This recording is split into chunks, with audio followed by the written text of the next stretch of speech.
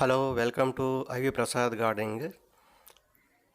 ఈరోజు గార్డెన్లో ఉన్నటువంటి డ్రాగన్ ఫ్రూట్ ప్లాంట్ గురించి తెలుసుకుందాం. ఇదండి కొంతవరకు తెలుసుకుందాం. నాకు తెలిసినంత వరకు నేను చెప్తాను.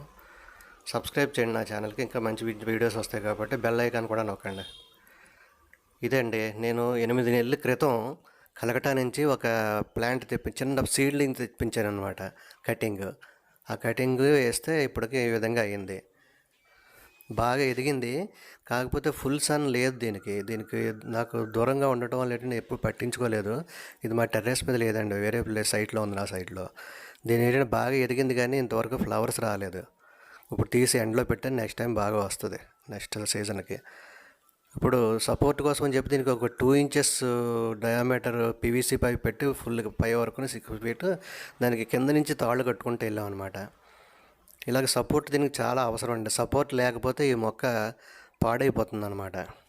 దీనికి కింద నుంచి పై వరకు కూడా సపోర్ట్ కట్టుకుంటూ వెళ్ళాలి.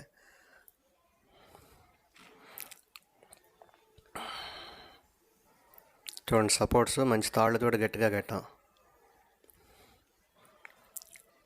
ఈ సపోర్ట్ లేకపోవడం అంటే అక్కడక్కడ పీసులు ఇరిగిపోయి కొన్ని పక్కకు పడిపోయి ఇదిగా తయారైంది. అవన్నీ ఇక్కడ కట్ చేసేస్తాను, ప్రూనింగ్ చేస్తాను.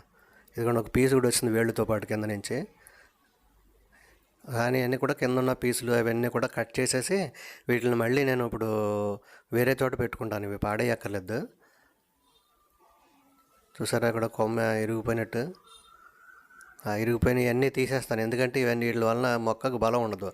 ఇవి తీసేయడం వల్ల ఏంటంటే పైన బాగా ఎదిగి తొందరగా పువ్వులు కాయలు వచ్చే అవకాశం ఉంది.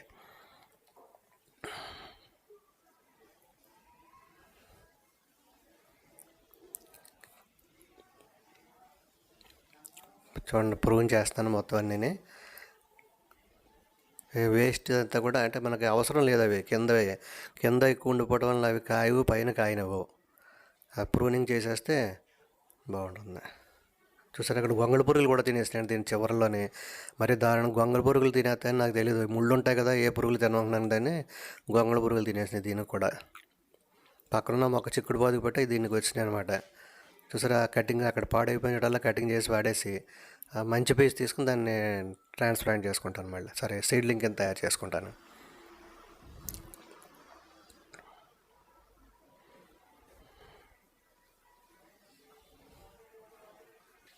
కింద కూడా సపోర్ట్ ఉండాలి దీనికి. కొంచెం ఉబ్బెత్తి కొంచెం అక్కడ పక్కన చూసారా మొక్క ఇరిగిపోయింది.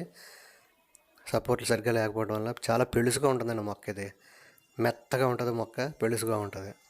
బొమ్మజీముడు, నాగజీముడు ఉంటుంది కదా, ఆ జాతికి చెంది. అవి అయితే కొంచెం గట్టిగా ఉంటాయి ఆకుల్లాగా. ఇది ఓన్లీ స్టెమ్ లాగా ఉంటుంది, పాదులాగా. ఇది దీనికి కూడా వేళ్ళలాగా వస్తాయి పట్టుకోనాకి. కొంచెం గరుగ్గా ఏదైనా ఉంటే సరిపేసిన పట్టుకుని పైకి ఎక్కుతుంది ఇది.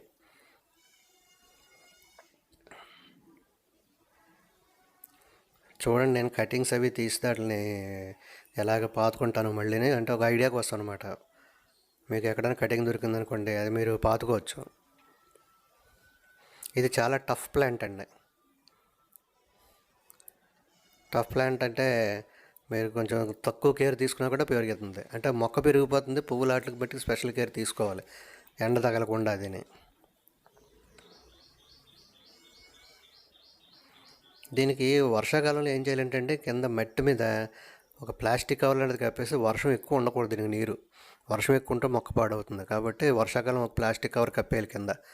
అలాగే శీతాకాలం వచ్చినట్టు మొక్క అంతా కూడా పైన ఈ మంచు పడి పాడైపోద్ది. మంచు పడకుండా ఒక ప్లాస్టిక్ కవర్ తీసి పైనుంచి కప్పేస్తే మంచిది. ముఖ్యంగా చిన్న ప్లాంట్లు మంచులో పాడవుతాయి. ఇది చూడండి, ఒక సీడ్లింగ్ వచ్చింది, ఒక వేళ్ళు వచ్చింది ఉంది కదా, అది ముందు పాతేస్తున్నాను. ఇలా పాతినట్టు చూసారు, పై కడుపు దగ్గర ఎలా వంగిపోయిందో. దీనికి సపోర్ట్ ఉండాలి, ప్రతి కడుపు దగ్గరికి సపోర్ట్ ఉండేలాగా పొడవుగా కర్ర పెట్టుకుని ముందే చిన్నప్పటి నుంచి ఒక కర్ర అలా కట్టేస్తే అనమాట. దాని కర్రను పట్టుకుని తిరుగుతుంది అలాగే. తర్వాత దీన్ని పెద్ద దాంట్లోకి మార్చుకోవచ్చు. కొంచెం పెద్ద అయ్యాక తీసి పెద్ద టబ్లో, నేను మినిమం 30 లీటర్స్ టబ్లో పెట్టుకుంటే మంచిదండి ఒక ప్లాంట్కి. అదే 4 ప్లాంట్లు పెడతారు కదా, కర్రగా 4 వైపులు 4 ప్లాంట్లు పెట్టుకున్నారనుకోండి, దానికి హాఫ్ బ్యారల్ ఉండాలి. అంటే 100 లీటర్స్, 75 to 100 లీటర్స్ మట్టి పట్టేలాగా ఉండాలన్నమాట. చూసారా, ఏ విధంగా సపోర్ట్ పెట్టుకోవాలి. ఇప్పుడు మట్టి విషయానికి వస్తే, దీంట్లో నేను వాడిన మట్టి ఏంటంటే గార్డెన్ సాయిల్తో పాటు compost, next cow dung manure, next వేపపిండి ఒక 4-5 గుప్పిళ్ళు, అదే దానికి సరిపడా వేపపిండి, మరీ ఎక్కువ కలపకూడదు. కలిపి దాంతోపాటు కోకోపిట్ కలపకుండా కోకోపిట్కి బదులుగా ఏం చేశారంటే రివర్ శాండ్ కలిపాను. రివర్ శాండ్ ఒక 15% రివర్ శాండ్ కలిపాను. ఎందుకంటే డ్రైనింగ్ బాగా ఉండాలి. నీరు ఎట్టి పరిస్థితులు నిల్వ ఉండకూడదండి. డ్రైన్ హోల్స్ బాగుండాలి, డ్రైనేజ్ బాగుండాలి. వారానికి 2-3 సార్లు ఇస్తే సరిపోతుంది. వాటర్ ఎక్కువ అక్కర్లేదు. అలాగని అసలు ఇవ్వకుండా ఉండకూడదండి. ఎడారి మొక్క కదని మొత్తం నీళ్ళు ఇవ్వకుండా చచ్చిపోద్ది మొక్క ఇది. దీనికి నీళ్లు కూడా అవసరమే. నీళ్లు మరీ ఎక్కువ కాకుండా అలాగని చెప్పి అసలు ఇవ్వకుండా ఉండకూడదు. వారానికి 3 సార్లు ఇస్తుండాలి. వర్షాకాలంలో అయితే మీరు ఇవ్వక్కర్లేదు. జనరల్గా వర్షాలు పడినంతకాలం మీరు ఇవ్వక్కర్లేదు.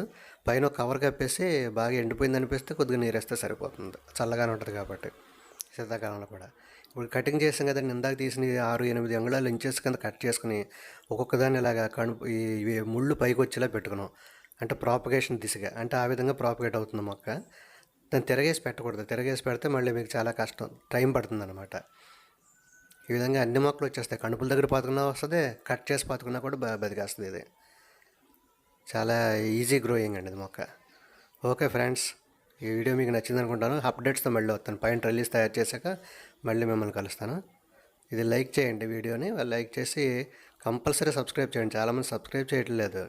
చాలామంది ఉన్నారు కానీ సబ్స్క్రైబర్స్ తక్కువ ఉన్నారు. మీ ఫ్రెండ్స్కి షేర్ చేయండి. Okay friends, thank you very much.